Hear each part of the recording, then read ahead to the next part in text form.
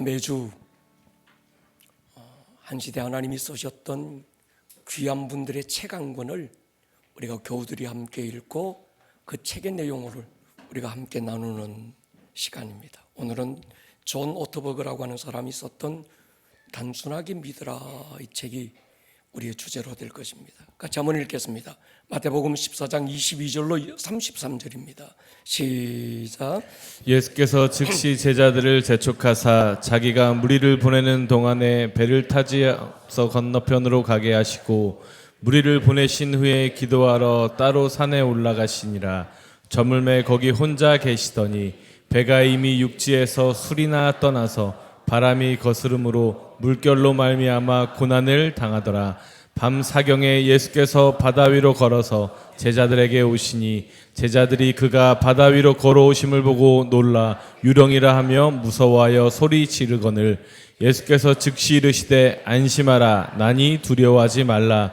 베드로가 대답하여 이르되 주여 만일 주님이시거든 나를 명하사 물 위로 오라 하소서 하니 오라 하시니 베드로가 배에서 내려 물 위로 걸어서 예수께로 가되 바람을 보고 무서워 빠져가는지라 소리질러 이르되 주여 나를 구원하소서 하니 예수께서 즉시 손을 내밀어 그를 붙잡으시며 이르시되 믿음이 작은 자여 왜 의심하였느냐 하시고 배에 함께 오름에 바람이 그치는지라 배에 있는 사람들이 예수께 절하며 이르되 진실로 하나님의 아들이소로이다 하더라. 아멘.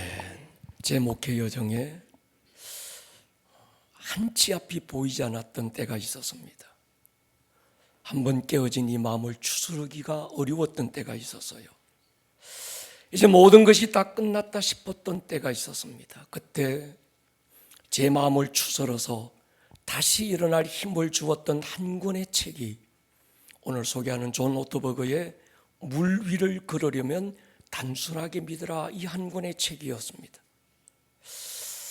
이 책의 끝부분에서 소개되고 있는 일화를 먼저 소개합니다. C.S. 루이스의 책 중에 가서 캐스피언 왕자라고 하는 책이 있는데 그 책의 어떤 한 내용을 이 존 오토버그가 책의 끝부분에 소개해요. 그 아이가 예수님을 상징하는 사자 아슬란을 만나요. 그리고 그 아슬란에게 묻습니다. 아슬란, 당신은 내가 전에 만났을 때보다 훨씬 더 많이 커졌어요. 그건 내가 커진 게 아니라 네가 나이를 먹은 거야. 아슬란, 당신이 나이를 먹은 것 아니고요. 그때 아슬란이 이렇게 얘기해요. 나는 나이를 먹지 않아. 매년 네가 키가 조금씩 자랄수록 내가 조금씩 커 보이기 시작할 거야. 그러면서 존 오토버그는 이렇게 도전합니다. 당신의 하나님은 얼마나 크십니까? 사람마다 느끼는 하나님의 크기가 다 다른 것 같아요. 어떤 사람의 하나님은 태산보다 큰데 어떤 사람의 하나님은 아주 작은 수 있지요. 하나님이 크고 작을 리가 있겠습니까? 하나님이 작게 보이는 건 내가 아직 자라지 못했기 때문이지요. 나의 믿음이 자랄수록 하나님을 알면 알수록 크신 하나님을 알게 될 거예요. 그리고 언젠가 우리가 육신을 벗고 내 주님을 얼굴로 만나는 그날에 크고 놀라운 그 하나님을 보게 될 것입니다. 여러분, 하나님이 우리에게 뭘 요구하실까요? 예배를 요구하거든요. 왜 하나님이 우리에게 그렇게 예배를 요구하실까요? 우리가 예배하지 않으면 하나님이 안 되는 것일까요? 우리가 예배하든 하지 않든 하나님은 하나님이시고 그분의 명예에 조금도 오점이 없고 모자람이 없는 건 틀림없습니다. 그런데도 하나님은 왜 우리에게 그렇게 예배를 기대하는 것일까요? 여러분, 예배가 뭘까요? 예배는 하나님의 하나님 되심을 인정하는 거예요. 하나님의 크심을 인정하고 하나님의 위대하심을 인정하는 것이 예배지요. 하나님의 크심을 아는 것만큼만 예배할 수 있습니다. 하나님의 위대하심을 아는 것만큼만 예배의 깊이가 있습니다. 작은 하나님을 아는 사람은 예배를 쉽게 여기지만 크신 하나님을 만난 사람은 대충 예배할 수 없어요. 마음을 다하고 힘을 다하고 목숨을 다하여 예배하게 됩니다. 반대로 예배가 없이 하나님의 크심을 경험할 방법이 없습니다. 예배가 없으면 상황에 매몰되어 두려움에 사로잡히는 거예요. 우리가 예배하는 순간에 하나님의 크심이 나의 눈에 보일 때 두려움이 벗겨지고 우리 내면에 환희와 용기가 가득 차오를 것입니다. 예배하지 않으면 감사를 잃고 예배하지 않으면 받은 구원의 감격도 잃습니다. 하나님을 만난 사람들의 입에서 처음 터져 나오는 탄성이 찬양이고 예배잖아요. 결국 하나님의 크심을 인정하는 그 예배가 하나님을 하나님 되게 하는 것이 아니라 우리 되게 만드는 거예요. 풍랑에 두려워 떨던 제자들이 한 일이 바로 이 예배였습니다. 마지막 절 보십시오. 배에 있는 사람들이 예수께 절하며 예배하는 거예요. 진실로 하나님의 아들입니다. 그러니까 예배는 하나님을 높이는 자리지만 결국은 우리를 위한 은혜의 자리죠. 예배할 때 나의 자금을 이길 수 있고 예배할 때 눈앞의 절망을 넘어설 수 있고 예배할 때 내 한계를 뛰어넘을 수 있는 거죠. 그래서 하나님은 끊임없이 우리에게 예배를 요구하는 거예요. 두려워 떨고 있는 제자들에게 주님이 하신 말씀이 있습니다. 안심하라, 나니 두려워하지 마라. 헬라어 원문에는 그냥 나야 라고 말씀하신 게 아니고 I am who I am, 나는 나야. 본인이 하나님이시라는 거예요. 요한일서 4장에 보면요, 자녀들아 너희는 하나님께 속했고 또 그들을 이기었나니 이는 너희 안에 계신 이가 세상에 있는 자보다 크시다. 예배 속에서 얻을 수 있는 지식인 거죠. 그 사람의 믿음은 그 사람이 믿고 있는 하나님의 크기를 결정해요. 그 사람 안에 일어나는 용기는 그 사람이 보는 하나님이 어떤 분이신가로 결정됩니다. 여러분 예배하십시오. 더 깊은 예배를 갈망하십시오. 더 크신 하나님을 만날 거예요. 더 크신 하나님을 만날 때 넘어서지 못할 절망이 없습니다. 견딜 수 없는 오늘의 상황이 없는 거예요. 세상의 모든 문제가 시시하게 보이는 거예요. 왜 우리가 절망할까요? 이 절망을 이길 힘이 어디서 올까요? 예배에서 오는 거예요. 그래서 우리 교회는 예배에 타협하지 않습니다. 우리는 더 깊게 예배할 것입니다. 더 뜨겁게 예배할 것입니다. 간절함으로 예배로 세상을 승부할 것입니다. 갈릴리 바다에 저와 함께 다녀오신 분들은 오늘의 본문의 상황이 하나의 그림처럼 보일 거예요. 그날은 많은 일이 있었던 하루였던 것 같아요. 아침부터 주님의 말씀을 듣기 위해 온 이스라엘에서 여자와 아이를 포함했던 수만 명이 갈릴리 주변 벳세다 들판으로 모여들었습니다. 갈릴리 호수 옆에 오병이어 기념교회를 다녀오신 분들은 아마 이해가 빠를 거예요. 거기서 저와 함께 단체 사진도 찍고 그랬는데 아침 낮을부터 시작된 주님의 설교는 쉽게 끝날 기미가 보이지 않았지만 사람들은 말씀을 얼마나 사모했는지 시간이 가는 줄 몰랐을 거예요. 오늘도 위로가 돼서요. 우리 주님도 설교가 길었구나. 혹시 오늘의 설교가 조금 길더라도 용서해 주시면 좋겠습니다. 제자 가운데 하나가 주님께 요청합니다. 주님, 점심시간이 헐떡 지났습니다. 무리들이 배고파하는 시간입니다. 저들을 마을로 보내서 먹을 것을 자기가 해결하고 다시 모여 말씀을 들으면 어떻겠습니까? 주님의 대답은 단호해요. 갈 것 없다. 너희가 먹을 걸 주라. 제자 가운데 하나가 요청합니다. 주님, 우리가 가진 건 보리떡 5개, 물고기 2마리 뿐입니다. 내게로 가져오라. 그날 그곳에서 떡과 고기를 먹은 사람의 숫자가 어린아이, 여자를 포함하면 수만 명이었다고 기록되고 있습니다. 수만 명에게 떡과 고기를 나누어 주는 이 12제자에게는 버겁기도 하고 수월하지 않았을 거예요. 꽤나 많은 시간이 필요했을 겁니다. 시간은 그렇게 흘러서 저녁 해그름해지는 시간이 됐어요. 조금 쉬고 있을 타이밍에 주님이 제자들을 불러 모아요. 그리고 배를 타고 건너편 게네사렛 마을로 가라고 하시면서 주님은 배에 오르지 않고 제자들만 급하게 보냅니다. 영문을 몰랐던 제자들은 이상하게 생각도 됐지만 가라고 하시니 순종하고 그 배에 올라 노를 젓기 시작했어요. 한참 노를 저었을까요? 사방이 어두워졌습니다. 여러분, 이스라엘에 가보시면 해가 우리나라보다 일찍 져요. 제가 몇 번 실수했습니다. 우리나라는 국립공원이 그래도 한 5시, 6시쯤 문 닫잖아요. 근데 이스라엘은 오후 4시면 국립공원 모든 문들이 문을 닫습니다. 그래서 제가 스케줄 다 짜놓고, 야, 그래, 여기 갔다가 우리 다음에 뭐하고 하자. 그래서 여기는 아마 한 5시쯤 문을 열어놓을 거니까 우리 그때 가자. 그래서 스케줄 가지고 다 하고 거기 마지막으로 갔는데 문을 닫은 거예요. 요즘처럼 가로등이 있는 것도 아니고 해만 지면 갈릴리 바다는 온통 암흑천지입니다. 그리고 저녁 시간이면 돌풍이 일어나고 파도가 거세져요. 지난번 갈릴리 호수에서 은혜를 기억합니다. 우리 약 20명 남짓했던 교회 선교팀은 갈릴리 선상에서의 예배를 그 경험을 잊지 못할 거예요. 갈릴리에 도착했을 때 우리가 마지막 배 늦은 시간이었어요. 선상에서 성찬식과 함께 시작된 예배에서 성령의 임재와 함께 부어졌던 하나님의 기름 부음은 너무 강력했습니다.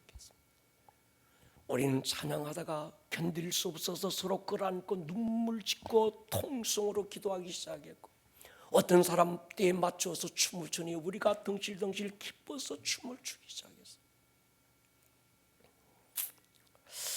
그렇게 시간을 보내고 돌아올 때쯤 갑자기 우리가 탄 배에 돌풍이 일어나기 시작했습니다. 파도가 거세지면서 오늘 본문의 상황이 어땠는지 이해가 됐어요. 우리는 제법 큰 배를 탔습니다.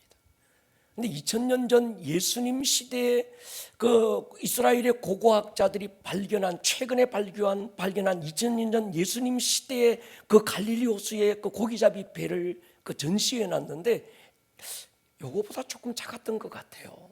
우리 요 성찬다이 요거보다 조금 더 작은 그런 허술한 배였습니다. 그러니 헐몬의 그 높은 산에 차가운 바람이 저녁이 되면 내려오고 대지에 뜨거운 바람이 올라가면서 만나는 곳이 갈릴리인데 그때 돌풍이 일어나는 것.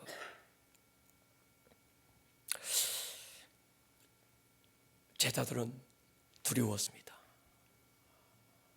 그리고 최악의 문제를 만나서 절망하고 있었어요. 이 사건을 보면서 제가 궁금한 게 있었습니다. 왜 예수님께서 급하게 제자들을 배에 태워 건너편 게네사렛으로 보냈을까? 이쪽 오병이어 교회, 이쪽 벳세다 들판에서 건너편 게네사렛이라는 한 도시를 보면요, 까마득해요. 굉장히 멉니다.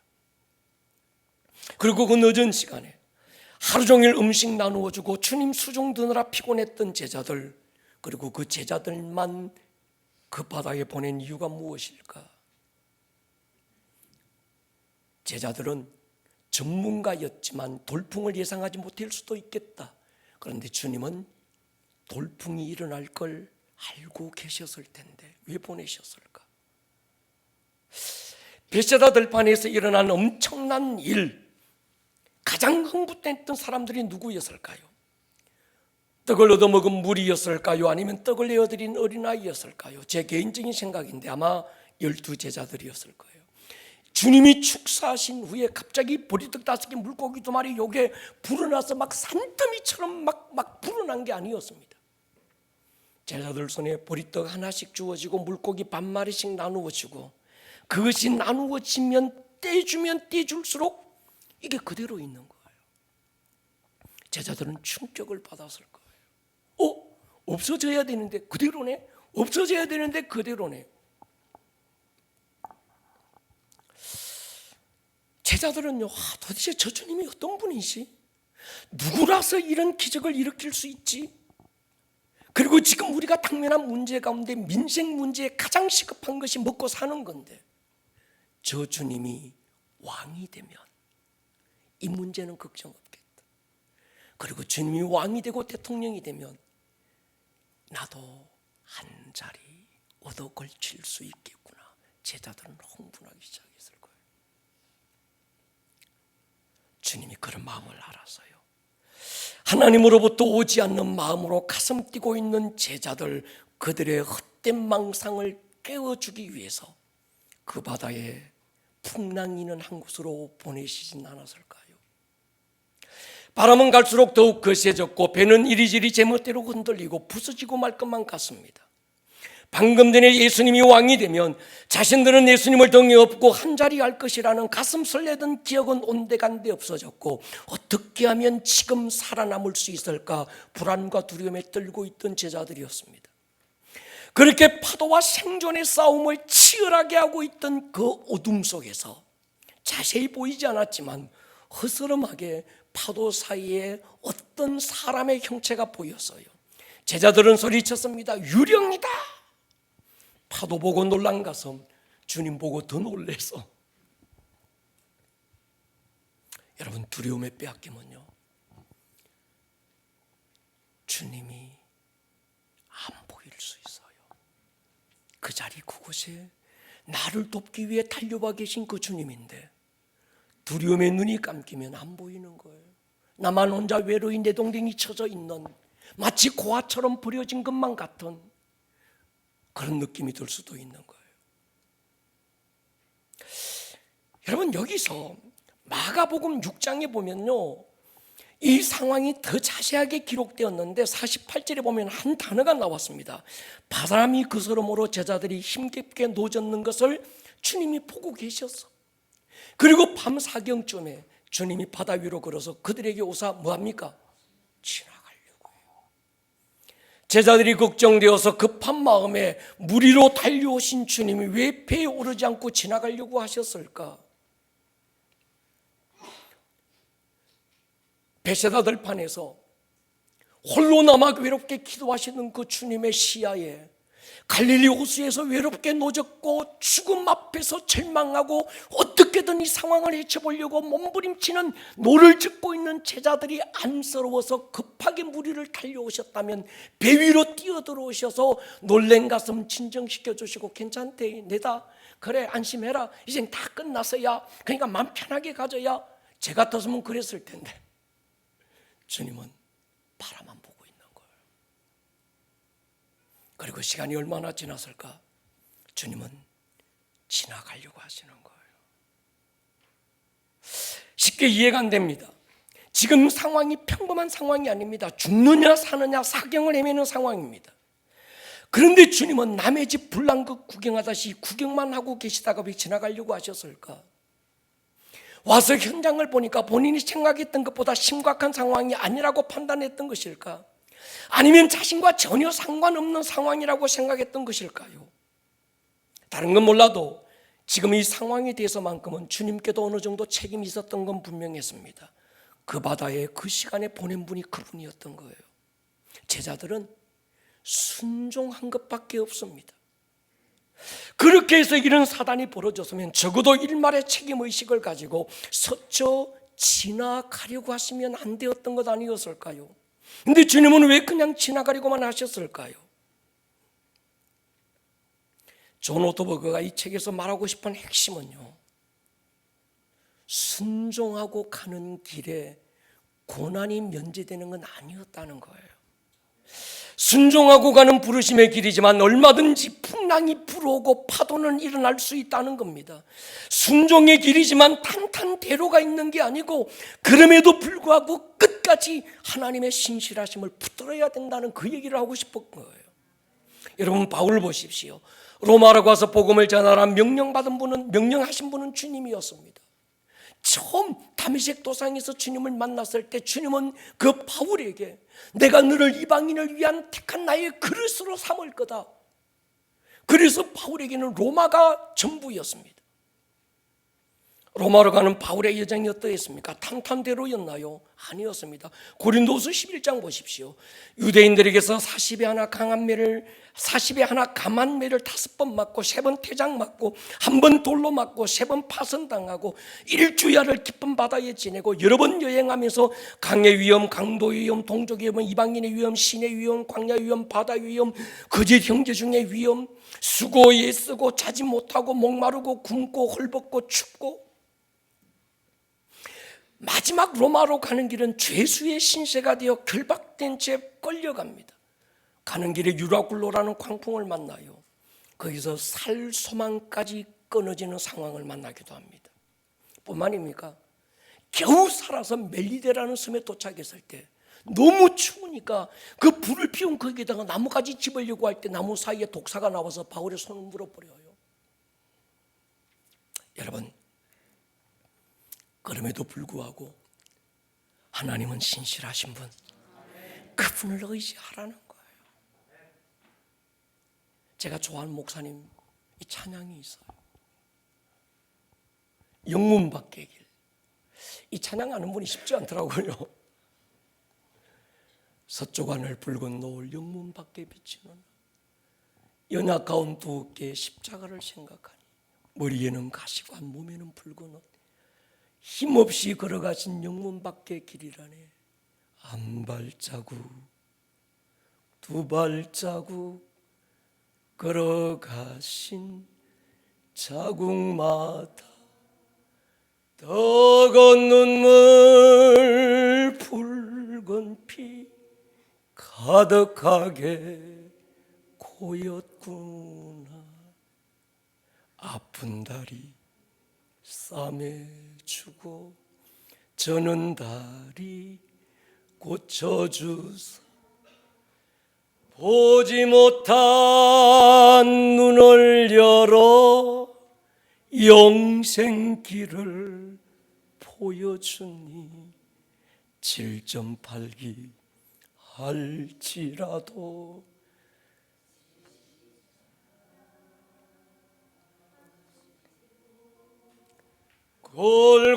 골고다의 높은 고개 나도 가게 하옵소서. 우리 주님이라도 사명의 길은 그런 길이었어요. 사명자의 길이 때로는 외롭고 고독하고 때로는 누구도 알아주지 않는 이런 골고다의 높은 고개 아픈 다리 싸매주고 쳐는 다리 고쳐주면서 그렇게 가는 길이지만 그럼에도 불구하고 신실하신 하나님을 붙들 수 있는 게 믿음 아닐까요? 여러분, 많은 제자들이 같은 상황에 놓였지만 베드로의 반응은 달랐습니다. 그의 눈에는 유령이 아니라 주님으로 보인 거예요. 그리고 주님이 보이자마자 베드로 안에 스쳐 지나가는 영감이 있었습니다. 성경은 기록되지 않았지만 주님이 여기까지 오셨으면 달려왔어야 맞았는데 왜 기다리고 계시지? 한참을 기다리다가 우리 바라보고 있다가 왜 그냥 지나가려고 그러시지? 그러면 주님은 지금 배에 오르기 위해서 오신 게 아니었구나. 뭐 때문에 오셨을까? 우리를 배 밖으로 나오라고 부르신 건 아닐까? 그래서 베드로가 하는 말이 뭡니까? 나를 명하사 무리로 오라고 하십시오.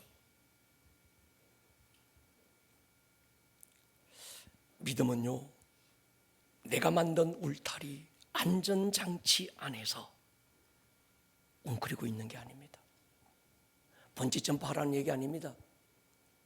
무모한 도전하라는 얘기 아닙니다.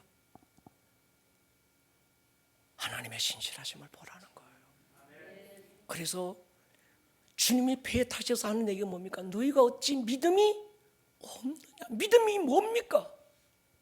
주님이 그곳에 계시면 그곳으로 가는 거예요. 주님이 뭔가 계신 그 자리에 나도 함께 가는 게 믿음 아닐까요? 베드로가 확인합니다. 나를 명하사 무리로 오라 하십시오. 주님이 뭐라고 그럽니까? 베드로야 오라는 거예요. 여러분, 그런 생각을 해봤어요. 만약에 베드로 말고 그때 그네들 말고 내가 그 자리 그 배 안에 있었으면 난 어떻게 했을까? 그때 내 옆에 있던 베드로가 주여 나를 명하사 무리로 오라 하십시오 그랬을 때 막 뛰어나가려고 그랬을 때 난 뭐라고 했을까? 나도 뛰어나갔을까? 베드로 보고 야 이놈 자식아 너 미쳤냐? 너 정신이 있냐 없냐? 지금 네 뭔 짓을 하려는 겨? 막 말렸을까? 여러분 어떻습니까? 어땠을 것 같아요? 믿어도 졌다고 믿으면 안 되는겨. 대충 믿어야 되는겨. 그래서 쟤는 광신자요. 그랬을까요?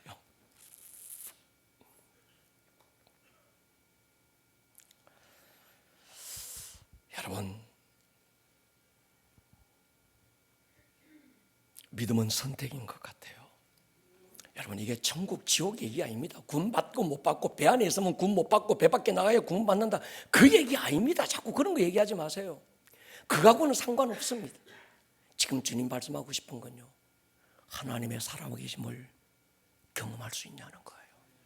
하나님의 크심이 어떤 만큼 크신지 맛볼 수 있냐는 거예요.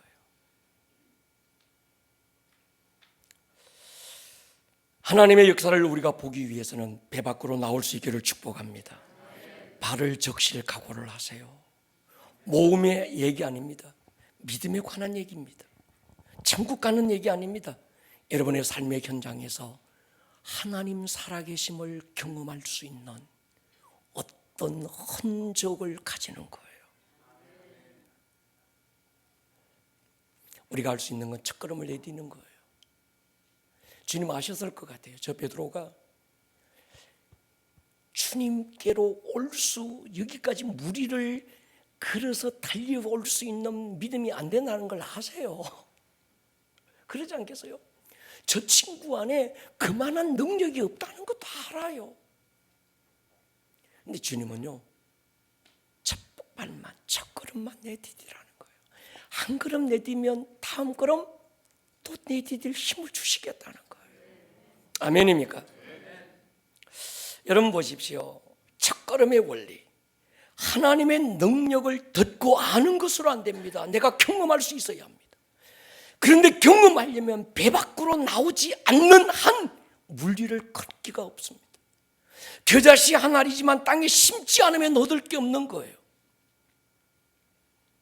그래서 존 오토버그는 무리를 걸으려면 단순하게 믿으라는 겁니다. 여러분, 아브라함이 언제 자기의 믿음을 확증했는지 아세요? 창세기 22장에 보면요, 12절에 이렇게 기록합니다. 내가 이제야 네가 하나님 경외하는 줄 알았다.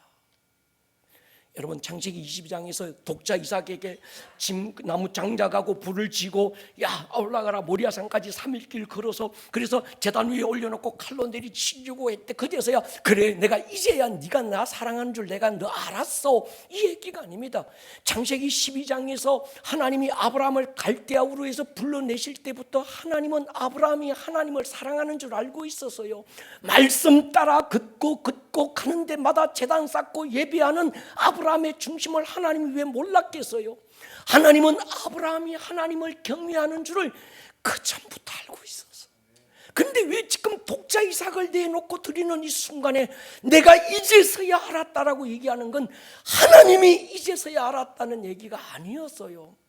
하나님께 독자 이삭이 필요한 게 아니었습니다. 하나님께는요, 독자를 내어놓고 하나님 앞에 예배하는 이 예배의 사건을 통해서 아브라함 네 스스로가 네가 하나님을 얼마나 경외하는지, 독자보다 하나님을 보배롭게 여기는 너의 믿음을 네 스스로 확정하라는 거였어요. 이게 믿음입니다. 내가 스스로 아는 거예요.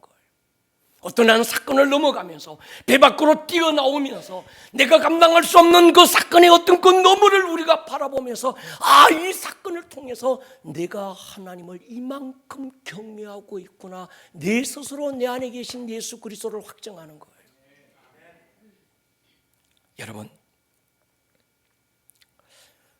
한 번은 군에 있던 큰아들이 전화가 왔어요. 아빠, 왜? 내일 공수훈련을 한대요. 저 꼭대기 올라가서 뛰어내리는데 낙하산 하나 짊어지고 겁이 나서 잠이 안 온다는 거예요. 내가 전화상으로 기도해 줬습니다. 강하고 담대해라 말씀을 줬어요. 다음날 제가 더 긴장돼서요. 하루 종일 이놈의 자식이 도대체 뭐 했나 안 했나. 오늘께 전화가 왔어요. 아빠 자살하는 줄 알았어. 네, 이어서 하는 말이 있어요. 아빠, 한 번 뛰고 나니까 아무것도 아니네 이거. 여러분, 첫걸음의 원리가 그래서 중요합니다. 배 밖으로 뛰어나오본 그 사람은요, 그 다음에는 아무것도 문제가 안 돼요. 크신 하나님을 경험하고 나면 모든 문제가 시시하고 초라하게 보이는 거예요. 아멘입니까? 여러분, 배 밖으로 나와본 사람만 예수님 한 분이면 충분하다는 걸 알게 됩니다. 다윗이 사울의 왕궁 안에만 있었다면 하나님 한 분으로 충분하다는 걸 몰랐을 거예요. 아둘람 동굴에 갇혀도 보고 유대 광야 들깨처럼 쫓겨도 보면서 그가 구한 건 하나님의 얼굴 하나였습니다. 그 얼굴 하나면 충분했던 거예요. 모세가 애굽의 왕궁에만 있었다면 하나님 한 분으로 충분하다는 걸 몰랐을 겁니다. 야곱이 사면초가 상황에 몰려보지 않았다면 하나님 하나 붙들고 실험해보지 않았을 거예요. 우리의 베드로가 무리를 걷잖아요. 명예의 전당에 올랐습니다. 최초로 무리를 걸은 인간. 또 하나 더 밑에 최초로 무리를 걷다가 빠진 인간. 오늘의 말씀의 주제는 이것으로 끝내려고 합니다. 물에 빠진 베드로가 실패자라고 보입니까? 배 안에 머물렀던 제자들은 지혜롭고 성공자처럼 보입니까? 최악의 실패는 실패가 두려워서 배 밖으로 나와보지도 않는 그것 아닐까요? 그런 생각이 들었어요. 주님은 12제자 가운데서 누구가 내 마음을 알고 배 밖으로 뛰어나올 자가 누가 있을까? 한 명도 안 나오면 어떡하지? 그때 난 그냥 지나가야 될 텐데. 베드로가 나올까? 요한이 나올까? 그래, 뭐 아주 막 우리의 아들 같은 제 야고보가 뛰어나올지 몰라. 아무도 안 나오는 거예요. 베드로가 지나가려는 주님을 붙들고 나를 명하사 무리로 오라고 하십시오.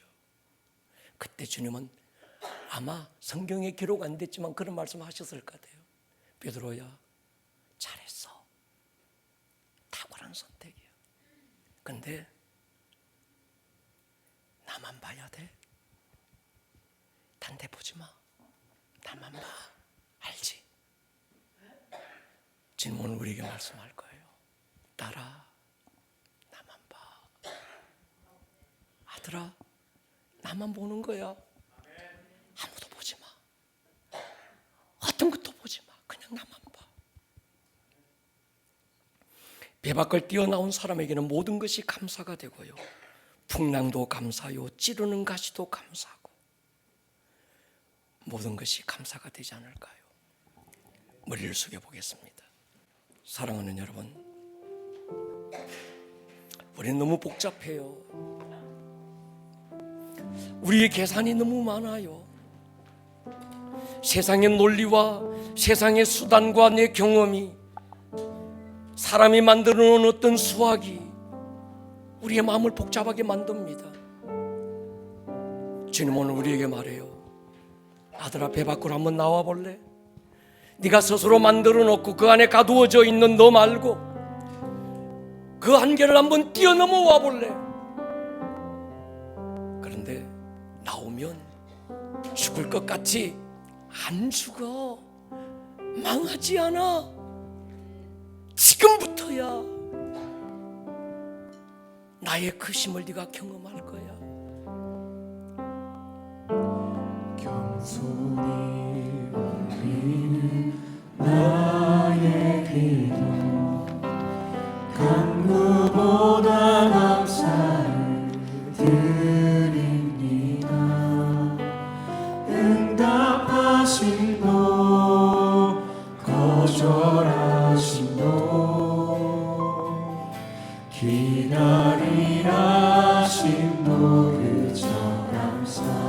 간절히 올리는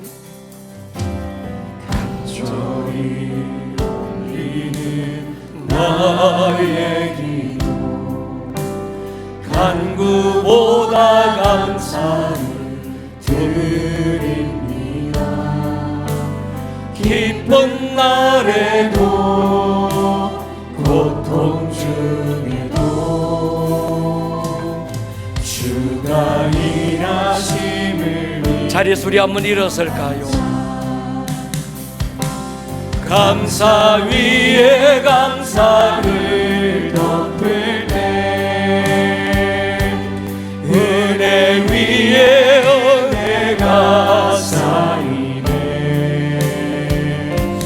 모든 일에 감사 모든 순간에 그리 아니하실지라도 감사 위에 감사를 감사 위에 감사를 덮을 때 은혜 위에 은혜가 쌓이네. 모든 일에 감사 모든 순간에 그리 아니하실지라도 가슴에 손을 한번 얹어 보십시오.